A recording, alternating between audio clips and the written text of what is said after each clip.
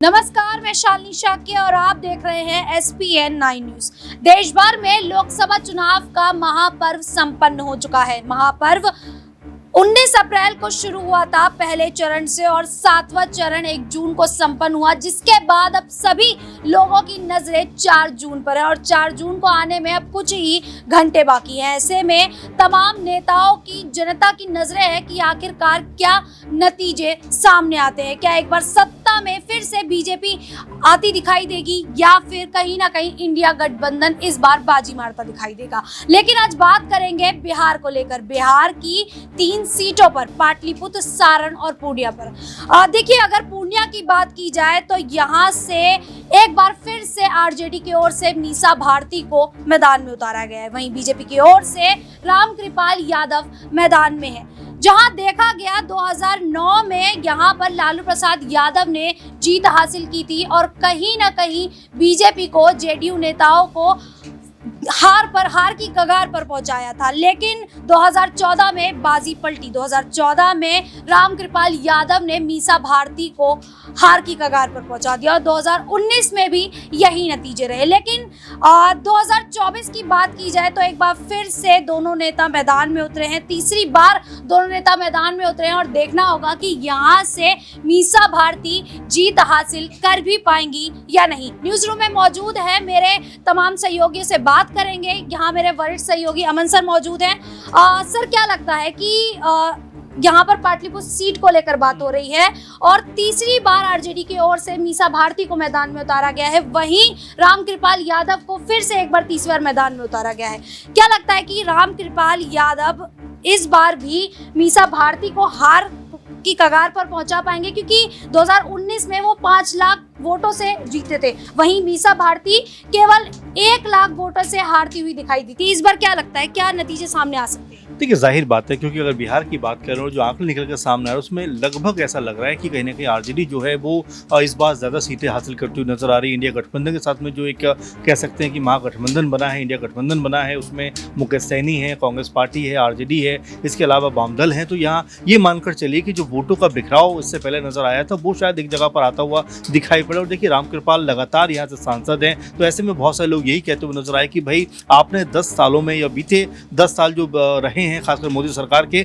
उसमें आपने क्या कुछ किया, उसके बारे में आप लेखा जोखा दीजिए। और ये भी कहा जाता रहा है कि बिहार को विशेष राज्य का दर्जा मिलना चाहिए था।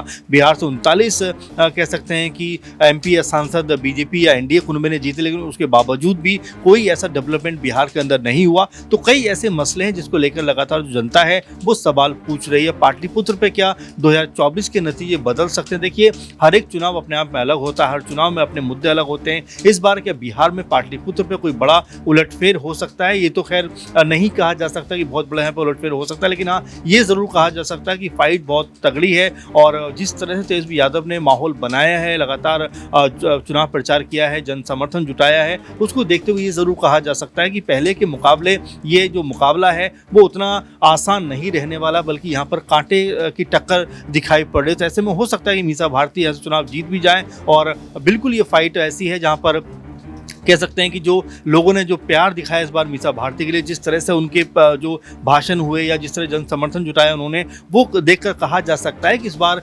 आसानी से वो हार मानने वाली नहीं है। अब जो कल आंकड़े निकल कर सामने आएंगे, किस तरह से परिणाम सामने आते हैं, वो देखने वाली बात होगी। लेकिन फिलहाल अगर हम गौर करें सर्वे के अनुसार तो यहाँ पर मीसा भारती कहीं ना कहीं लड़ाई में अपनी भूमिका निभाती हुई नजर आ रही है और आसान फाइट यहाँ पर नहीं होने वाली है। बिल्कुल, पाटलिपुत्र सीट पर इस बार मीसा भारती कहीं ना कहीं रामकृपाल यादव को टक्कर देती दिखाई दे रही है। लेकिन वहीं बिहार की अगर सारण सीट की बात की जाए तो सारण पे भी कहीं ना कहीं 2009 के अगर आंकड़े उठाए जाएं तो 2009 में लालू प्रसाद यादव ने जीत हासिल की थी। लेकिन सेम वही हुआ, 2014 में नतीजे बदल गए, 2019 में नतीजे बदल गए और आरजेडी कहीं ना कहीं यहाँ से हारती दिखाई दी। सारण को लेकर बात करेंगे, नाज़मीन मेरे साथ मौजूद है। देखिए नाज़मीन, सारण से रोहिणी आचार्य को मैदान में उतारा गया है, वहीं राजीव प्रताप रूडी मैदान में है। 2009 में राजीव प्रताप रूडी को लालू प्रसाद यादव ने मात दी थी और राजीव प्रताप रूडी हार गए थे, लेकिन 2014 में पीएम मोदी के चेहरे की लहर चल रही थी और राजीव प्रताप रूडी ने वहां से जीत हासिल की और लगातार 10 बार वो 10 साल तक कार्यरत रहे सारण में। लेकिन इस बार सारण से रोहिणी आचार्य पर लालू प्रसाद यादव ने दांव खेला है। क्या लालू प्रसाद यादव की बेटी इस बार जो सारण की सीट है उन्हें वो वापस लाकर दे भी पाएंगी या नहीं? देखिए बिल्कुल, यहाँ पर जैसा कि आपने कहा कि राजीव प्रताप रूडी 2019 में भी चुनाव जीते थे, 2014 की बात करें तो चुनाव जीते थे। यहाँ पर मुकाबला आरजेडी की तरफ से चंद्रिका राय का भी होता हुआ नजर आया था, जो लालू प्रसाद यादव के समधी के रूप में देखे जाते थे, लेकिन अब जेडीयू पार्टी के विधायक हैं परसा से। तो वहीं दूसरी तरफ बात करें तो यहाँ पर राबड़ी देवी ने भी चुनाव लड़ा था लालू प्रसाद यादव के बाद, तो यहाँ पर जीत हासिल नहीं कर पाए थे, लेकिन इस सीट को लालू प्रसाद यादव का गढ़ कहा जाता है। लेकिन अब सवाल यहाँ पर ये बनता है कि क्या उनकी बेटी यहाँ पर जीत हासिल करती हुई नजर आएगी, क्योंकि वो राजनीति से कोसों दूर नजर आई हैं। राजनीति में पहली बार उन्होंने कदम रखा है और पहली बार ही लोकसभा का चुनाव लड़ती हुई नजर आ रही हैं। लेकिन सारण में जिस तरीके से जनता ने रोहिणी आचार्य को पसंद किया, रोहिणी आचार्य पर तमाम आरोप लगाए गए, नागरिकता का सवाल उठाया गया, बीजेपी की तरफ से सवाल ये उठाया गया कि सारण में चुनाव होते वक्त वहां पर हिंसा होती हुई नजर आई, उसमें रोहिणी आचार्य का हाथ है। यहाँ पर आरोप लगाया गया कि लालू प्रसाद यादव ने अपनी बेटी को आगे किया है, क्योंकि यहाँ पर उन्होंने किडनी दी है अपने पिता को। राजीव प्रताप रूडी कहते हैं कि आप यहाँ पर अपनी बेटियों को उतारिए चाहे बेटों को उतारिए, लेकिन चुनाव तो वही जीतेंगे। लेकिन जब सारण में जाते हैं तो जनता ही सिरे से नकार देती है उन्हें। तो ये तो तस्वीरें सामने आ रही है सारण की, जहां पर रोहिणी आचार्य कहीं ना कहीं राजीव प्रताप रूडी से आगे निकल रही है। और हो सकता है कि जो अभी रुझानों में बात की जा रही है, एग्जिट पोल में बात की जा रही है, जहां आरजेडी को लगभग यहाँ पर दावा किया जा रहा है कि जो 2019 में एक भी सीट नहीं जीत पाई थी, वो अपनी बेटियों के बलबूते पर कहीं ना कहीं यहाँ पर कुछ सीटें तो हासिल करती हुई जरूर नजर आ सकती है, जिसमें रोहिणी आचार्य एक बड़ी भूमिका अदा करती हुई नजर आएंगे। बिल्कुल, एग्जिट पोल की अगर बात की जाए तो एसपीएन के एग्जिट पोल के हिसाब से बिहार में आरजेडी इस बार 20 सीटों पर जीत हासिल करता दिखाई दे सकता है। वही बीजेपी की ओर से कहीं ना कहीं बीजेपी जो है वो 17 सीटों पर ही सिमटती दिखाई दे रही है। पूर्णिया को लेकर बात करेंगे। पूर्णिया में जेडीयू की ओर से, जहां जेडीयू की ओर से बीमा भारती ने अपना समर्थन, अपना गठबंधन तोड़कर कहीं ना कहीं आरजेडी को समर्थन दे दिया था, उसके बाद लालू प्रसाद यादव ने उन्हें मैदान में उतार दिया।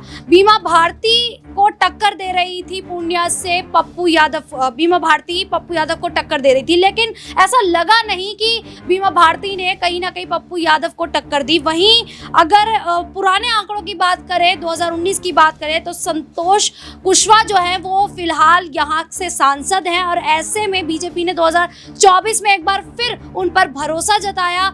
दिनेश, पूर्णिया की बात हो रही है। पूर्णिया पर लगातार पप्पू यादव ताल ठोकर ये कहते रहे कि पूर्णिया की सीट जो है वो मैं ही हासिल करूंगा, यहाँ से और कोई जीता नहीं दिखाई दे सकता है। और 2 बार के सांसद भी रह चुके हैं पूर्णिया से पप्पू यादव। तो क्या इस बार भी पप्पू यादव संतोष कुशवाहा को मात देते दिखाई दे पाएंगे या नहीं? देखिए, यहाँ पर जो पूर्णिया सीट है, ये लड़ाई काफ़ी दिलचस्प है, क्योंकि एक तरफ पप्पू यादव जो कि इंडिया गठबंधन में शामिल हैं, बशर्ते यहाँ पर निर्दलीय प्रत्याशी के रूप में चुनाव में उतरे और चुनाव लड़ते हुए नजर आए, बीमा भारती को चुनौती देते हुए नजर आए। और यहाँ प्रमुख रूप से यदि टक्कर देखी जाए तो पप्पू यादव और बीमा भारती के बीच ही देखने को मिली। लोकसभा चुनाव में जिस तरीके का चुनाव प्रचार जब हो रहा था, उस दौरान दोनों एक दूसरे के आमने सामने थे, एक दूसरे के खिलाफ प्रचार करते हुए नजर आए। संतोष कुशवाहा इस पूरे चुनाव प्रचार में कहीं ना कहीं उतने प्रभावशाली नहीं दिखाई दिए जितना की चर्चाएं यहाँ पर पप्पू यादव और बीमा भारती की रही। तो यहाँ पर पप्पू यादव को कहीं ना कहीं जीत की उम्मीदें हैं, आशंका है, और उन्होंने कहा है कि बिहार में इंडिया गठबंधन के साथ ही वो रहेंगे। ऐसे में चुनाव लड़ने का जो फैसला था वो उनका खुद का फैसला था।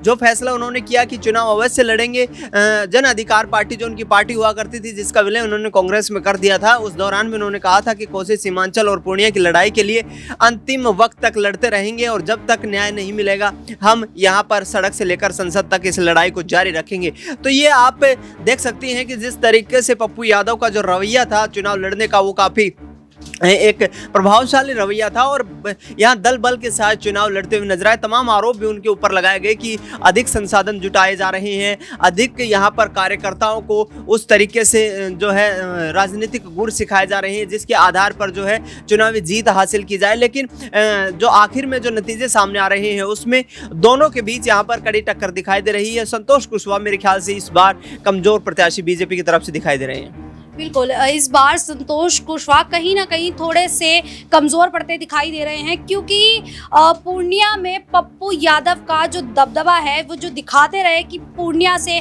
मैं ही जीतूंगा, तो ऐसे में बीमा भारती भी बिल्कुल धुंधली पड़ चुकी हैं। वहीं दूसरी तरफ संतोष कुशवाहा भी ज़्यादा नज़र नहीं आ रहे हैं। पूर्णिया में चुनाव होने के बाद भी, मतदान होने के बाद भी पप्पू यादव मैदान में रहे, खबरों में, चर्चाओं में बने रहे, लेकिन बाकी जो दो प्रत्याशी थे वो कहीं ना कहीं नजर ही नहीं आए। अब देखना होगा कि आखिरकार 4 जून को इन तीनों सीटों पर क्या नतीजे आते हैं। क्या यहाँ से बीजेपी एक बार फिर से जीत हासिल करती दिखाएगी, एनडीए गठबंधन जीत हासिल करता दिखाई देगा, या फिर बाजी कोई और मार ले जाएगा। फिलहाल के लिए इतना ही। देखते रहिए SPN 9 न्यूज़।